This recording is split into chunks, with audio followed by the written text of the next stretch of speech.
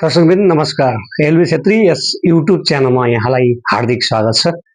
आज पनि एउटा चाहिँ जानकारीमूलक भिडियो म यहाँहरूको माझमा लिएर आइसकेको छु।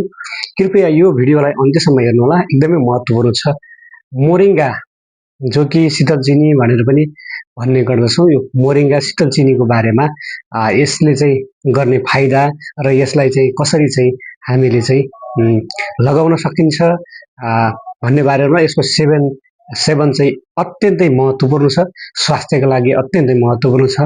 यो भिडियोलाई अन्त्यसम्म हेर्नुहोला, भिडियो हेरौँ र जस्तो लाग्छ त्यस्तै कमेन्टहरू र यदि च्यानलमा नयाँ हुनुहुन्छ भने कृपया सब्सक्राइब गर्नुहोला र सँगसँगै मन परेमा सेयर पनि गर्न सक्नुहुन्छ। कमेन्ट गर्नुहोला। भिडियो अत्यन्तै महत्त्वपूर्ण र एकदमै काम लाग्ने रहेको छ है त।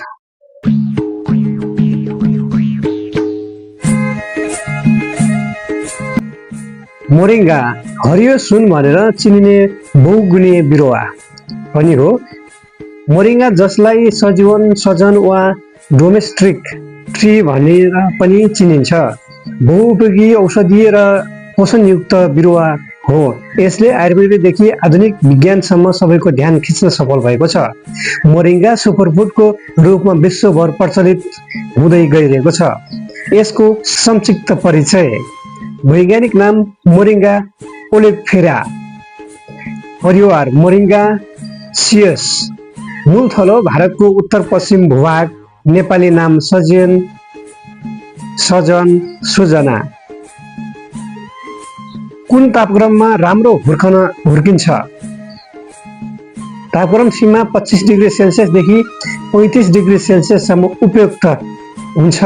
12 डिग्री सेल्सियस मुनि धेरै चिसो भएमा बिरुवा सुक हुन सक्छ र 40 डिग्री सेल्सियस माथि तातो भएमा पनि असर पर्न सक्छ।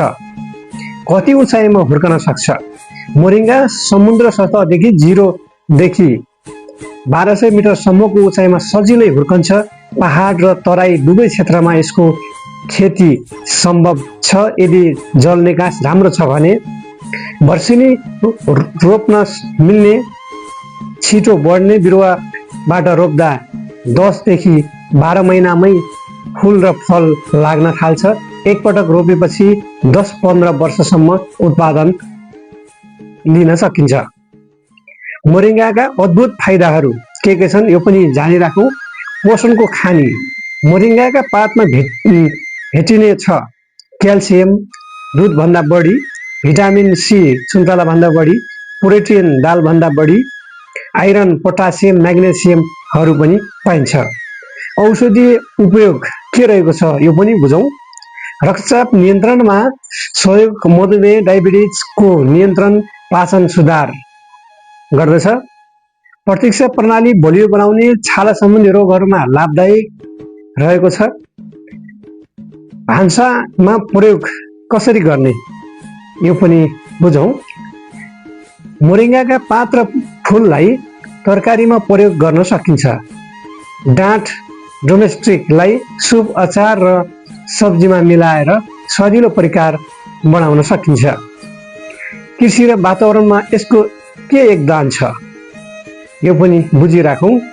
सुक्खा क्षेत्रमा समेत हुर्कन सक्छ। कम पानी चाहिन्छ। जमिनलाई उर्वर बनाउने, पशु आहारको रूपमा पनि अत्यन्तै उपयोगी हुन्छ। आर्थिक रूपमा चाहिँ कस्तो दृष्टिकोण रहेको छ त? मोरिङ्गा पाउडर, चिया तेल औषधीय उत्पादनको रूपमा बजारमा राम्रो माग छ। कृषकहरूले सानो लगानीमा राम्रो आम्दानी लिन सक्छन्। यसको निष्कर्ष: मोरिङ्गा मात्र एक साधारण बिरुवा होइन, यो स्वास्थ्य, पोषण र आम्दानीको स्रोत हो। नेपालमा विभिन्न भूभागमा यसको व्यावसायिक खेती र आय आर्जन गर्नुका साथै पोषण सुरक्षामा पनि ठुलो योगदान दिन सकिन्छ। यस्तै जानकारीमूलक भिडियोहरूको लागि यस एलबी छेत्री युट्युब च्यानललाई सब्सक्राइब गर्नुहोला र सँगसँगै बेल आइकन थिच्नुहोला यदि सब्सक्राइब गर्नुभएको छैन भने, र मिठो कमेन्टहरू गर्न नबिर्सिनुहोला। जस्तो लाग्छ त्यस्तै प्रतिक्रिया कमेन्ट मार्फत दिनुहोला। सँगसँगै सामग्री मन परे सबै साथीहरू माझ सेयर गर्नुहोला।